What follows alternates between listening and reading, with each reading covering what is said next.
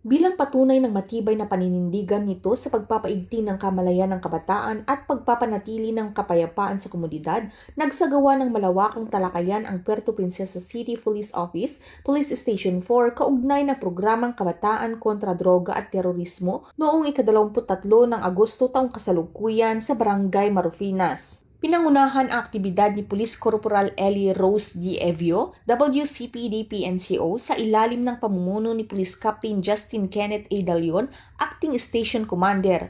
Layunin ng nasabing pagtitipon na bigyan ng sapat na kaalaman ang mga kabataan at mamamayan hinggil sa mahalagang batas at hakbangin para sa kaligtasan ng buong pamayanan. Ilan sa mga tinalakay ay ang Comprehensive Dangerous Drugs Act of 2002 o Republic Act 9165, Anti-Violence Against Women and Their Children Act of 2004 o Republic Act 9262, Anti-Terrorism Awareness Tips at Crime Prevention Strategies. Ang mga paksa ay nagbibigay diin sa kahalagahan ng pagiging mapagmatsyag, disiplinado at sama-samang pagkilos upang mapanatili ang kapayapaan at kaayusan. Mariinding hinikayat ng mga tauhan ng pulisya ang mga kabataan na maging aktibo katuwang ang Philippine National Police sa laban kontra kriminalidad at terorismo. Pinaalalahanan silang agad na iulat sa mga otoridad ang anumang kahinahinalang gawain sa kanilang paligid sapagkat mahalaga ang papel ng mamamayang mulat at handang makiisa para sa seguridad ng kanilang komunidad.